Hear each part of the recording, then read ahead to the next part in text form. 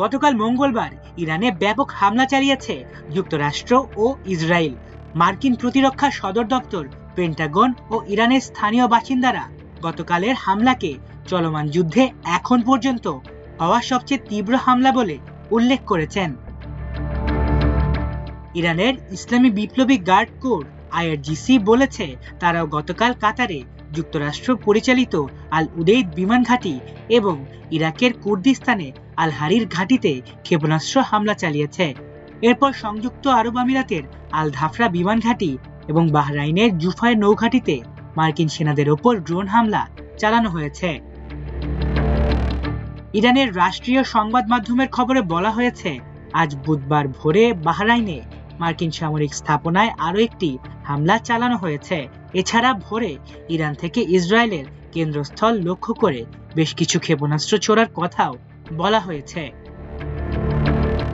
ইসরায়েলের আকাশ প্রতিরক্ষা ব্যবস্থা ব্যবহার করে রকেটগুলোর প্রতিহত করার সময় বিস্ফোরণের শব্দ শোনা গেছে। এ সময় বিমান হামলাজনিত সতর্ক সংকেত বাজতে থাকলে ইসরায়েলিরা নিরাপদ কক্ষ ও আশ্রয় কেন্দ্রের দিকে ছুটে যান। কোনো ক্ষেপণাস্ত্র মাটিতে পড়েছে কিনা তা তাৎক্ষণিকভাবে নিশ্চিত হওয়া যায়নি। প্রায় একই সময় লেবাননের বৈরুতে বিমান হামলা চালিয়েছে ইসরায়েলি বাহিনী।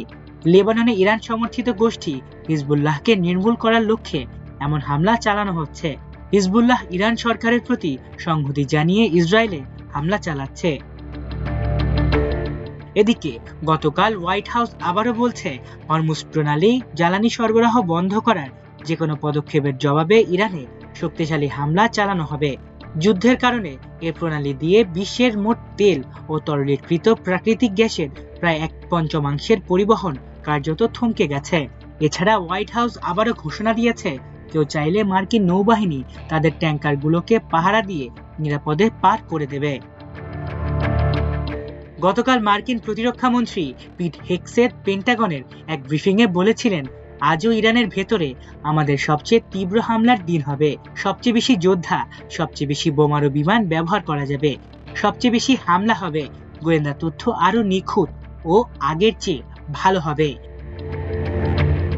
দিনের শেষ দিকে নিজের মালিকানাধীন সামাজিক যোগাযোগ মাধ্যম ট্রুথ সোশ্যালে ট্রাম্প লিখেছেন, গত কয়েক ঘন্টার মধ্যে আমরা ইরানের 10টি নিষ্ক্রিয় মাইন বসানো জাহাজকে আঘাত করে সম্পূর্ণ ধ্বংস করেছি। এই হামলাগুলো কোথায় হয়েছে তা ট্রাম্প স্পষ্ট করেননি।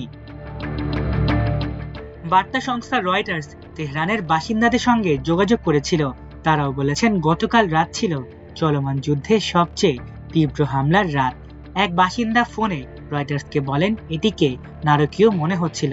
তারা তেহরানের সব জায়গায় বোমা ছুড়ছিল। নিরাপত্তার কারণে ওই বাসিন্দা তার নাম প্রকাশ করতে চাননি। তিনি আরো বলেছেন, আমার সন্তানেরা এখন ঘুমাতে ভয় পাচ্ছে। গত 28 ফেব্রুয়ারি ইরানে যৌথ আগ্রাসন শুরু করে ইসরায়েল ও যুক্তরাষ্ট্র।